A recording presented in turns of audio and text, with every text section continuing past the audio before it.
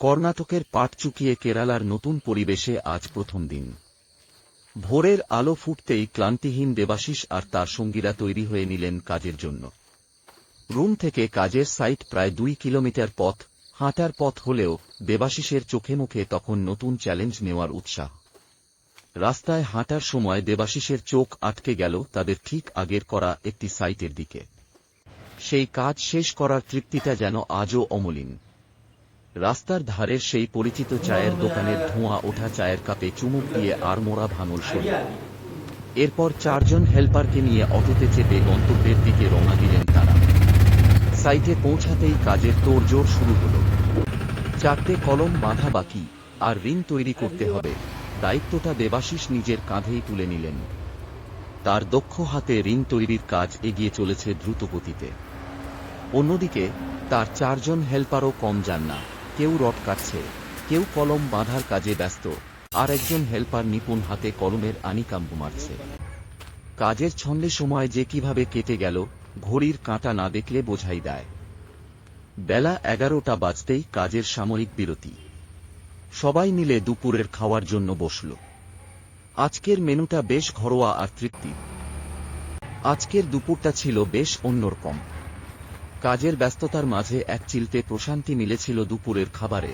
তপ্ত গরম ভাত আর সাথে গরম ডাল ও শিম ভাজা। তৃপ্তি করে খেয়ে শরীরে যেন নতুন উদ্যম ফিরে পেলাম। কিছুটা সময় বিশ্রাম নেওয়ার পরই আবার কর্মক্ষেত্রে ফেরার ডাক এল। কাজে ফিরে দেখি বন্ধুরা পুরোদমে কলম বাঁধার কাজে হাত দিয়েছে। আমিও এক মুহূর্ত দেরি না করে রিং বানাতে লেগে পড়লাম। ছন্দের মতো আমার হাত রিং তৈরির কাজ করে যাচ্ছে। এমন সময় হেল্পাররা ছুটে এল। তাদের চোখে মুখে কিছুটা অস্থিরতা, কিছু রিং কম পড়েছে। তারা জানান দ্রুত রিংগুলো তৈরি করে দিতে হবে, না হলে কাজে দেরি হয়ে যাবে। পরিস্থিতি বুঝে আমি সময় নষ্ট করলাম না। একজনকে বললাম, তুমি দ্রুত গিয়ে রিংগুলো কাটিং করে নিয়ে এসো, আমি ততক্ষণে বাকি রিংগুলো তৈরির কাজ শেষ করে দিচ্ছি। পরিকল্পনা মাফিক কাজ শুরু হল। সে রিং কাটিং করে আনলো, আর আমি নিখুঁতভাবে রিং বানানো কাজ শেষ করলাম। হেল্পাররা দ্রুত রিংগুলো নিয়ে গেল, আর ওদিকে বন্ধুরা আবার কলম বাঁধার কাজে মগ্ন হল। আমিও থেমে থাকলাম না। শুরু করলাম সানসেটের বিন তৈরির। ঘড়িতে তখন 3টে। দুপুরের বিশ্রাম শেষে আলস্য কাটিয়ে যখন কাজে ফিরলাম, দেখি রডের গাড়ি এসে দাঁড়িয়েছে। আর দেরি না করে দ্রুত গাড়ি খালি করে আমি কাজে লেগে পড়লাম। আমার কাজ তখন রিং বানানো। অন্যদিকে আমার হেল্পাররা ব্যস্ত হয়ে পড়ল রড সোজা করা আর কাটিংয়ের কাজে।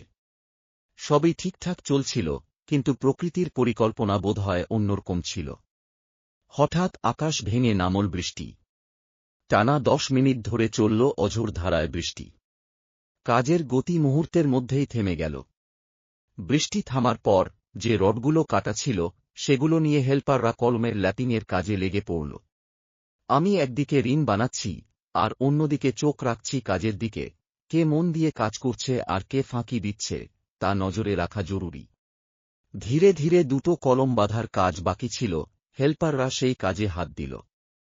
রিং বানাতে বানাতে আমারও অনেকটা কাজ এগিয়ে গেছে। কাজের চাপে সময়ের খেয়ালই ছিল না। হঠাৎ ঘড়ির কাঁটা জানান দিল 5টা বেজে গেছে। আজকের মতো কলম বাঁধার কাজ শেষ। আমরা ঝটপট সব সরঞ্জাম গুছিয়ে এক জায়গায় করলাম।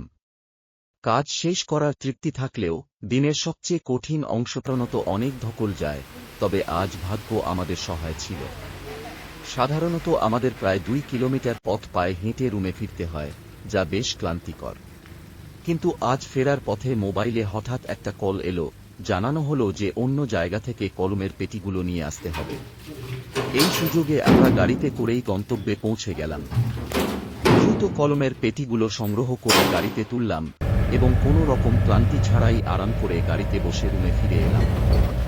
সত্যি বলতে আজ 2 কিলোমিটার হাঁটার কষ্ট থেকে মুক্তি পেয়ে মনটা একদম খুশিতে ভরে গেছে। কাজের শুরুটা এমন দারুণ হবে ভাবিনি।